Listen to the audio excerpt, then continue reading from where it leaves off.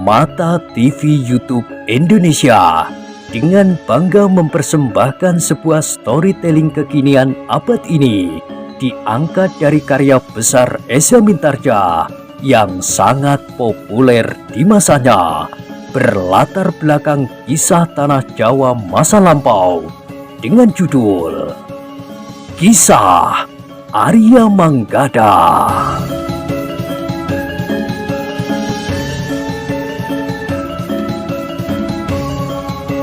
Pada kesempatan yang sangat baik ini, kita masuk pada episode yang ke-62. Selamat menikmati.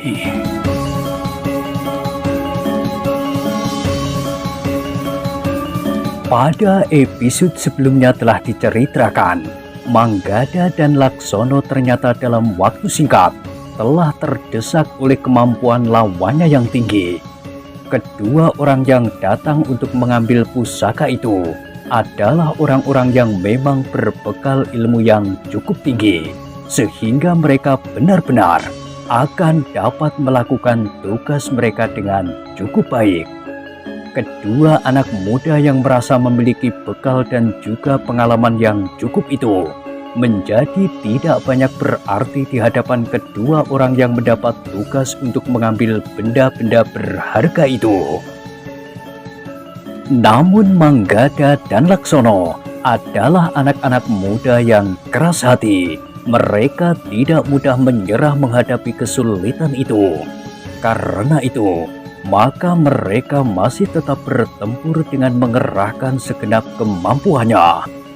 Tetapi beberapa saat kemudian, maka serangan lawan Laksono yang berwajah keras itu datang beruntun seperti banjir bandang yang sulit untuk dibendung. Sebuah serangan yang keras telah menghantam langsung mengenai lambung Laksono, sehingga anak muda itu terdorong beberapa langkah surut. Sebelum Laksono mampu memperbaiki keadaannya, maka serangan berikutnya pun telah datang. Orang itu meloncat sambil menjulurkan tangannya tepat mengenai dadanya pula.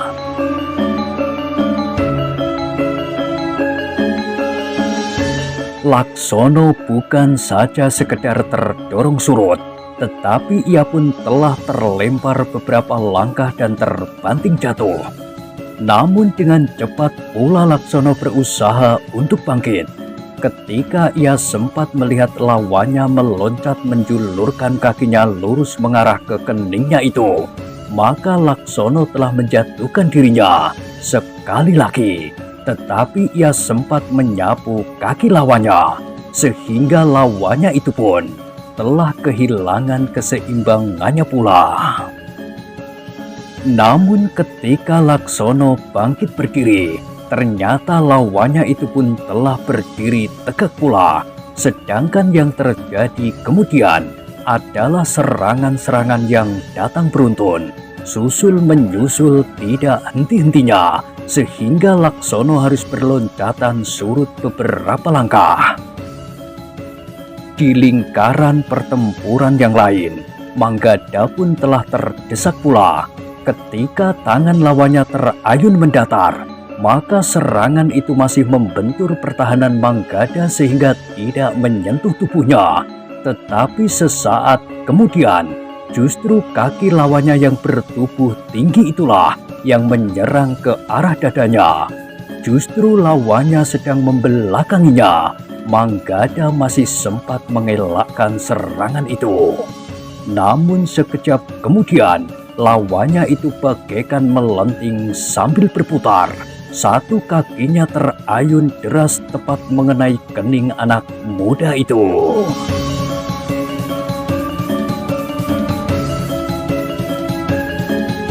Manggada bagaikan terlempar jatuh. Dengan cepat ia berguling menjauhi lawannya itu. Ketika lawannya memburunya, Manggada sudah sempat melenting berdiri. Meskipun demikian, maka tangan lawannya yang terjulur lurus telah menggapai dadanya. Manggada harus meloncat beberapa langkah surut sambil berusaha mengatasi rasa sakit. Sementara dadanya bagaikan menjadi sesak. Namun ia sempat mempersiapkan diri ketika lawannya yang bertubuh tinggi itu siap untuk menyerangnya lagi.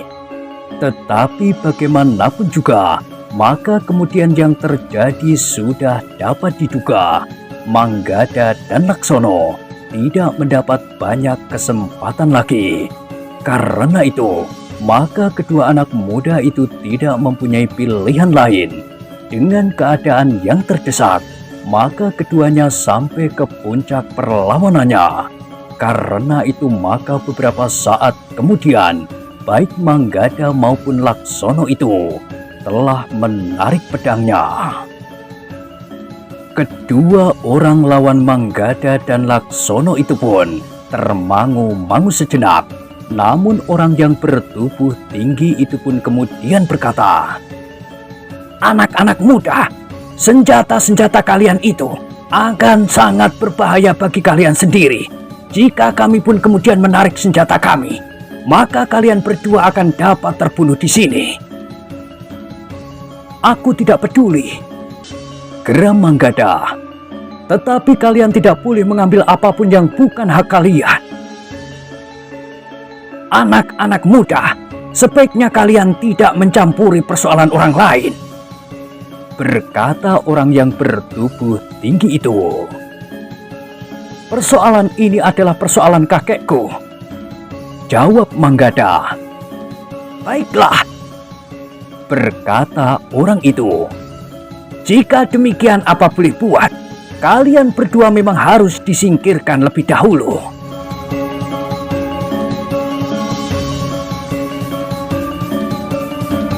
Manggada dan Laksono tidak menjawab. Namun kedua orang itu pun kemudian telah menarik senjata mereka masing-masing. Orang yang bertubuh tinggi itu bersenjata sepasang tongkat baja yang tidak begitu panjang. Sedangkan orang yang berwajah kasar itu telah mengurai sehelai rantai yang tidak terlalu panjang. Manggada dan Laksono memang menjadi berdebar-debar. Mereka melihat bagaimana kedua orang itu begitu yakin akan jenis senjata mereka. Sejenak kemudian, maka pertempuran telah terjadi lagi di halaman rumah orang tua itu. Manggada dan Laksono telah mempermainkan pedangnya itu. Keduanya memiliki ilmu pedang yang tinggi. Namun melawan senjata-senjata yang aneh itu, keduanya masih harus menyesuaikan diri. Meskipun mereka pernah berlatih melawan beberapa jenis senjata, tetapi ketika mereka benar-benar berhadapan dengan senjata yang tidak terlalu sering dipergunakan itu, masih juga harus sangat berhati-hati. Tetapi Manggada dan Laksono pun telah terdesak pula ketika tongkat baja orang bertubuh tinggi itu membentur pedang Manggada. Maka rasa-rasanya pedangnya itu hampir meluncur dari tangannya. Namun Manggada cukup terampil sehingga ia masih mampu mempertahankan pedangnya itu.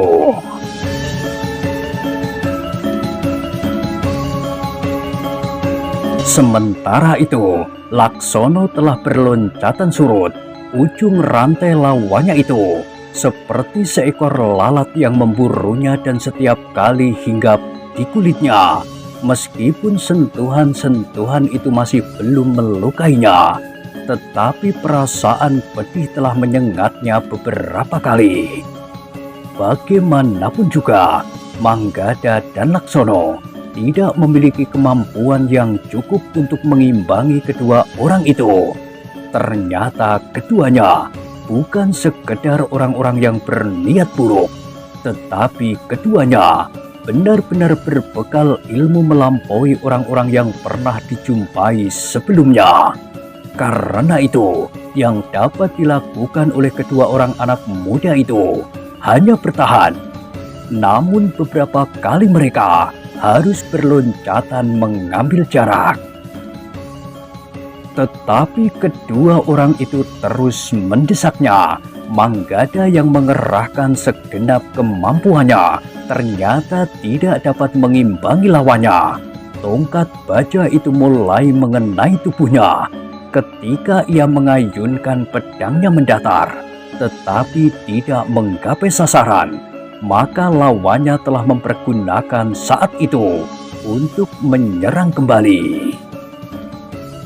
Manggada memang meloncat surut, tetapi tongkat itu masih juga mengenai lengannya.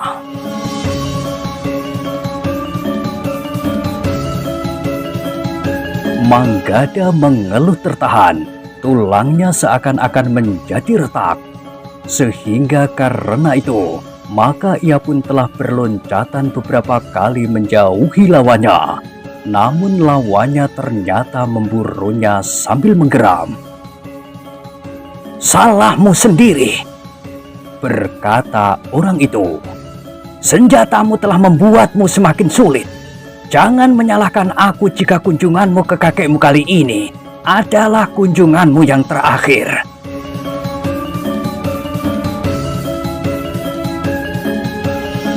Tetapi Manggada tidak mudah menyerah. Apapun yang terjadi harus dihadapinya.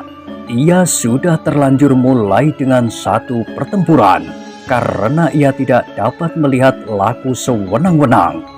Tetapi ternyata lawan anak-anak muda itu adalah orang yang berilmu tinggi. Karena itu, Manggada dan juga Laksono telah mengalami kesulitan. Akhirnya kedua anak muda itu telah terdesak sampai ke dinding halaman. Keduanya tidak mungkin lagi untuk bergeser mundur. Yang dapat mereka lakukan adalah bertahan sampai kemungkinan yang terakhir. Ternyata kedua anak muda itu telah beberapa kali dikenai senjata-senjata lawannya. Selain tulang-tulang mereka serasa retak, kulit mereka pun mulai terluka. Darah pun mulai menitik dari luka-luka itu. Dalam keadaan yang paling gawat itu, tiba-tiba saja mereka mendengar tepuk tangan. Bahkan terasa sangat mengejutkan bahwa dalam keadaan yang demikian, ada seseorang yang bertepuk tangan sambil berkata, "Bagus, bagus sekali. Kalian utusan orang Linowe telah mampu mengalahkan anak-anak yang masih pantas bermain pengkat."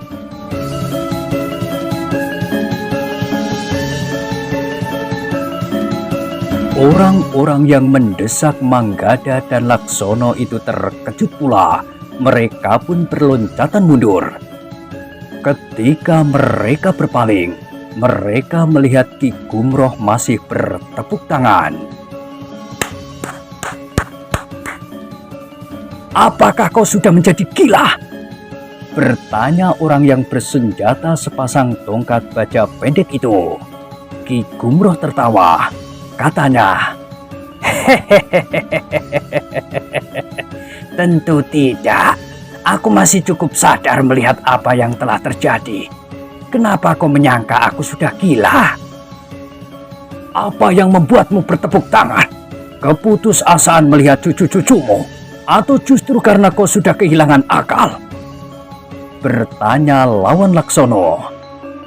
"Tidak, Kisanak," jawab orang tua itu. "Aku kagum akan anak-anak itu.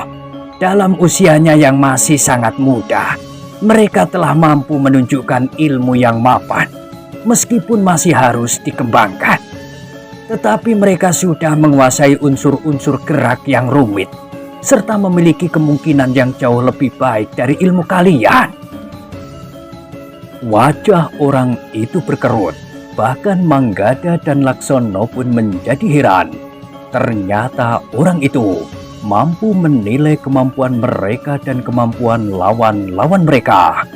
Tetapi dengan geram lawan Manggada itu berkata, "Tetapi kebanggaanmu atas cucu-cucumu tidak akan lama, Ki Gumroh. Kami akan menyelesaikannya. Dengan bekal yang tipis itu, mereka menjadi terlalu sombong. Kelak mereka akan menjadi orang yang sangat berbahaya apabila mereka tumbuh semakin matang dalam olah kanuragan. Jangan Kisanak, biarlah mereka mendapatkan kesempatan untuk mekar, meningkatkan ilmu, dan mengamalkan ilmu mereka bagi kebaikan. Jawab Ki Gumroh. Itu tidak akan terjadi. Mereka terlalu sombong dan tentu akan menjadi sewenang-wenang. Geram melawan Manggada. Sudahlah, berkata Ki Gumroh. Aku minta maaf atas tingkah laku cucu-cucuku itu. Jadi kau berikan songsong dan tombak-tombak itu? Bertanya lawan Manggada.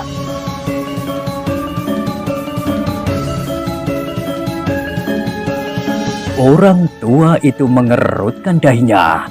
Katanya, sayang Kisanak, aku tidak dapat memberikan sebelum Kisanak membawa pertanda kepemilikan seperti yang aku katakan.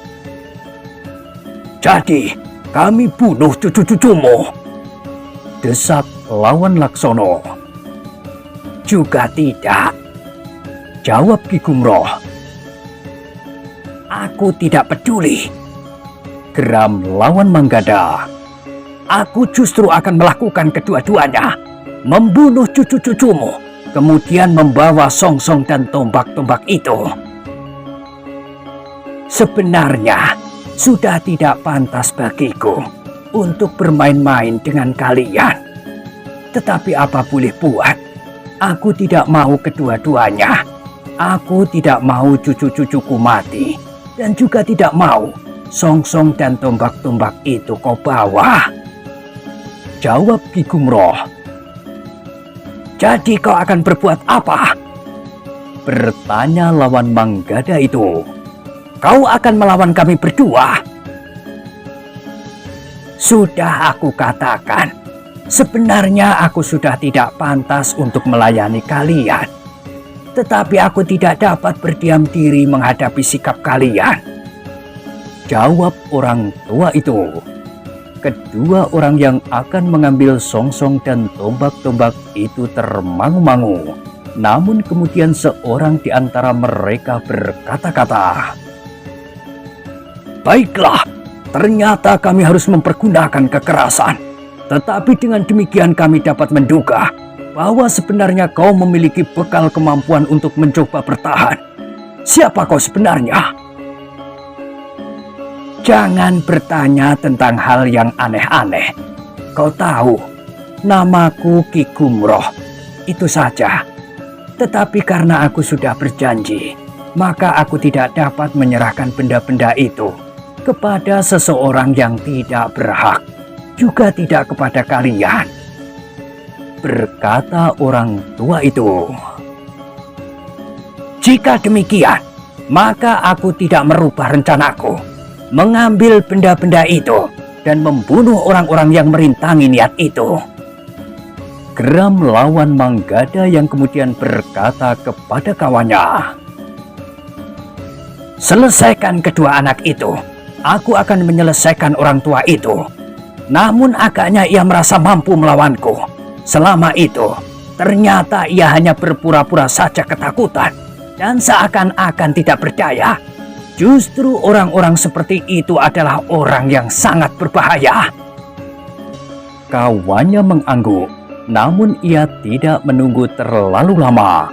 Ia pun segera bersiap dan mulai menyerang Manggada dan Laksono yang sudah terluka dan kehilangan sebagian dari kekuatannya setelah memeras tenaganya habis-habisan. Sementara darah semakin banyak mengalir dari luka-luka mereka, sedangkan tulang-tulang mereka masih saja terasa bagaikan retak. Sejenak kemudian, seorang di antara mereka telah berhadapan dengan orang tua itu. Ternyata orang tua itu telah menyingsingkan kain panjangnya dan berkata, meskipun aku sudah tua, tetapi aku masih tetap merasa bertanggung jawab atas janji yang sudah aku ucapkan. Lawannya tidak menjawab, tetapi ia pun segera meloncat menyerang. Sepasang tongkatnya terayun-ayun mengerikan. Hampir saja tongkat itu menyambar kepala Ki Gumroh yang untung saja sempat mengelak. Sementara itu, Manggada dan Laksono benar-benar sudah terkurung. Meskipun lawan mereka tinggal seorang, tetapi mereka seakan-akan sudah tidak berdaya lagi. Namun kedua anak muda itu masih berusaha untuk melindungi dirinya. Yang sama sekali tidak terduga adalah lawan Ki Gumroh. Mula-mula ia tampak demikian garangnya, namun dalam waktu singkat, orang itu sudah terdesak dan seakan-akan tidak mempunyai kesempatan untuk melawan. Bahkan kemudian ia pun telah memberikan isyarat kepada kawannya untuk membantunya.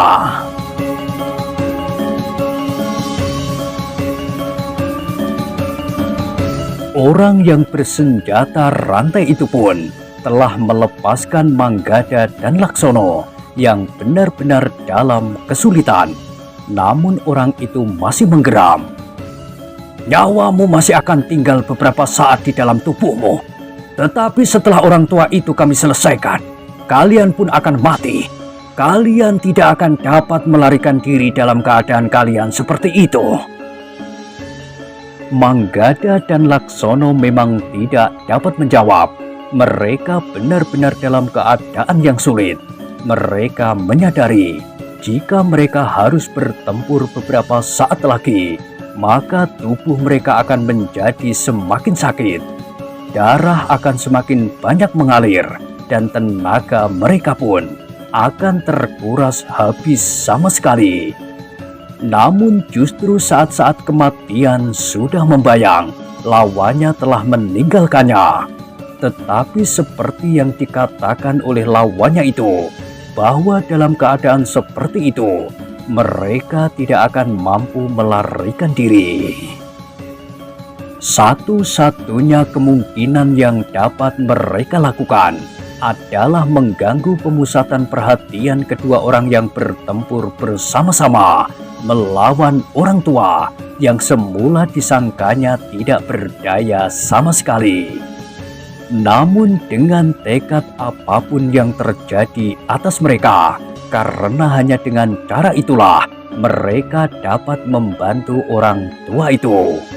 Tetapi sebelum keduanya berbuat sesuatu, Manggada dan Laksono yang terluka itu melihat bagaimana orang tua itu mendesak kedua lawannya.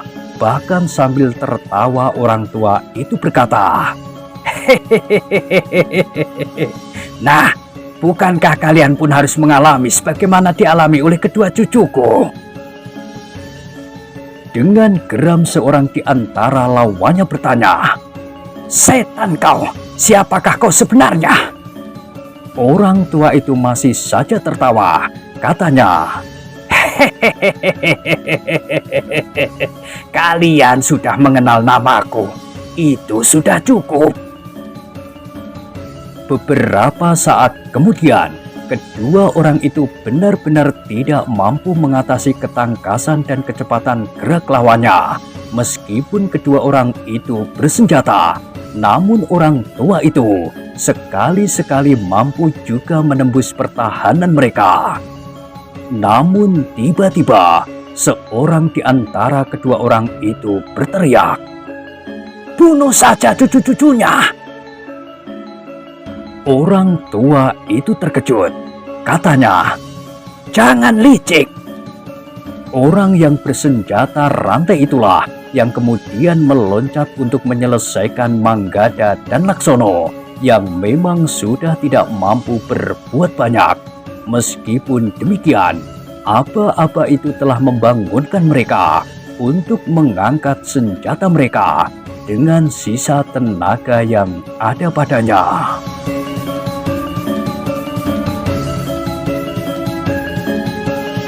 Tetapi Manggada dan Laksono memang sudah menjadi semakin lemah. Perasaan sakit, pedih dan nyeri serta darah yang masih saja mengalir membuat kedua anak muda itu tidak akan mampu lagi bertahan. Sementara itu, rantai baja telah berdesing semakin keras. Manggada dan Laksono dengan sisa tenaga terakhirnya justru mengambil jarak, sehingga yang seorang akan dapat berbuat sesuatu, betapapun lemahnya untuk membantu yang lain. Namun dalam keadaan yang paling gawat bagi Manggada dan Laksono itu, tiba-tiba saja mereka terkejut. Mereka melihat orang yang bersenjata rantai itu terhenyak sejenak, kemudian terhuyung-huyung, sebelum orang itu sempat menyerang Manggada dan Laksono. Akhirnya orang itu terjatuh menelungkup. Sementara itu, sebuah gelang-gelang besi baja jatuh di sisinya. "Aku tidak mempunyai cara lain." Terdengar suara Ki Gumroh yang meloncat mengambil jarak dari lawannya. Lawannya terkejut melihat keadaan itu.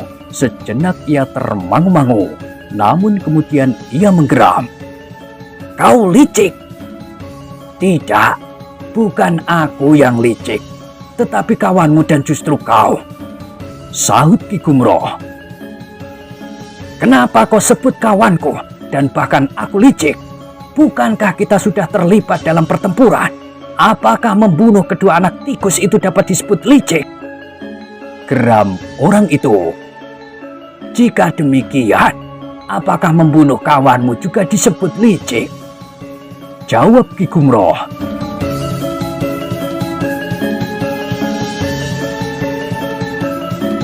Orang itu termangu-mangu sejenak, namun kemudian ia berkata, "Kau akan menyesal bahwa kau telah membunuh kawanku. Dengar, aku akan menyampaikan persoalan ini kepada orang yang memerintahkan aku untuk mengambil benda-benda pusaka itu." "Bagaimana jika aku juga membunuhmu?" bertanya Ki Gumroh. "Persetan," jawab orang itu. Namun ia memang menjadi cemas bahwa hal itu benar-benar akan dilakukan oleh Ki Gumroh. Sehingga karena itu, ia pun telah melangkah surut menuju ke halaman rumah orang tua itu. Orang itu tidak mau memutar tubuhnya membelakangi Ki Gumroh yang ternyata memiliki senjata khusus yang dapat dilontarkan pada jarak tertentu. Ki Gumroh termangu-mangu sejenak, namun ia memang tidak ingin membunuh orang itu. Bahkan ia sempat berkata, "Apakah kau tidak ingin melihat kawanmu? Apakah kau yakin ia sudah mati?" Orang itu termangu-mangu sejenak, namun kemudian katanya, "Mati atau tidak mati, aku tidak dapat membawanya. Kau pun dapat berbuat licik saat aku melihat kawanku. Yang penting, salah seorang di antara kami dapat kembali dan memberikan laporan tentang benda-benda berharga itu." Ki Gumroh tersenyum. Katanya, "Kau kira aku tidak dapat membunuhmu? Lakukan jika kau mulai menjadi ketakutan kepada orang yang memerintahkan aku kemari. Tetapi bahwa kami berdua tidak kembali berarti bencana yang semakin besar bagimu," jawab orang itu. Ki Gumroh tertawa. Katanya, "Satu cara yang baik untuk menyelamatkan diri. Kau singgung harga diriku agar aku tidak membunuhmu. Tetapi jika aku tidak membunuhmu, sama sekali tidak ada sangkut pautnya dengan kata-kata itu. Aku memang tidak berniat membunuhmu. Aku kasihan kepadamu. Kau sudah menjadi pucat pasi. Meskipun kau memaksa diri untuk tampak tetap tegar dan tanpa mengenal ancaman maut. Namun sebenarnya, jantungmu tentu sudah tidak berdarah lagi." "Setan tua!" geram orang itu. Namun ia masih juga melangkah surut ke pintu gerbang. Demikian orang itu sampai ke pintu gerbang. Ki Gumroh telah menimang sebuah lingkaran besi baja Karena itu, orang itu dengan cepat meloncat ke belakang pintu gerbang halaman rumah Ki Gumroh. Ki Gumroh tersenyum, namun kemudian dengan tergesa-gesa ia menyimpan kembali gelang-gelang baja itu di bawah ikat pinggangnya. Kemudian Ki Gumroh pun telah mendekati Manggada dan Laksono. "Marilah, aku obati luka-lukamu," berkata Ki Gumroh. Manggada dan Laksono telah menyarungkan senjata mereka. Dengan dibantu oleh orang tua itu, keduanya berjalan perlahan-lahan ke serambi rumah tua itu dan kemudian duduk di sebuah amben panjang. "Duduklah sebentar, jangan banyak bergerak," berkata orang tua itu. Dengan tergesa-gesa pula, Ki Gumroh mendekati tubuh yang terbaring itu. Nampaknya gelang-gelang besi baja Ki Gumroh telah mengenai tengkuknya. Tetapi orang itu tidak mati. Orang itu hanya pingsan saja. "Biarlah ia tidur sebentar," berkata Ki Gumroh yang telah menelentangkan orang itu. Tetapi kemudian ia telah menyentuh beberapa bagian simpul sarafnya dan berkata, "Ia tidak akan dapat lari." Ki Gumroh kembali kepada Manggada dan Laksono. Diperintahkannya kedua anak muda itu berbaring. Katanya, "Lepas baju kalian, aku akan melihat luka-luka di tubuh kalian." Manggada dan Laksono pun telah membuka baju mereka sambil menyeringai menahan pedih. Kemudian keduanya berbaring berjajar di amben bambu di serambi.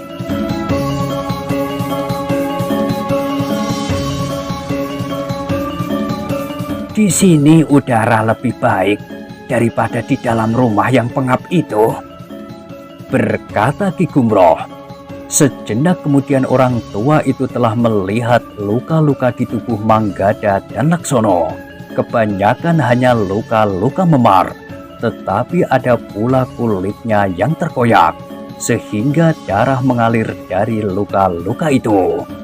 Namun kemudian dengan hati-hati, Ki Gumroh telah menaburkan semacam serbuk di luka-luka kedua anak muda itu. Meskipun mula-mula luka itu bagaikan disentuh api, namun kemudian perlahan-lahan menjadi semakin sejuk. Darah yang mengalir dari luka-luka itu pun telah menjadi mampet pula. "Luka-luka kalian, baik yang terbuka maupun yang tampak memar pada kulit daging kalian, tidak berbahaya," berkata orang tua itu. "Tetapi tentu terasa pedih, apalagi jika keringat kalian mengenainya." Manggada dan Laksono termangu-mangu sejenak, namun obat Ki Gumroh telah dapat jauh mengurangi rasa sakit. Meskipun mula-mula terasa panas, bahkan sejenak kemudian, Manggada telah mulai bangkit dan duduk di bibir pembaringan. Laksono pun telah bangkit pula dan duduk di sebelah Manggada.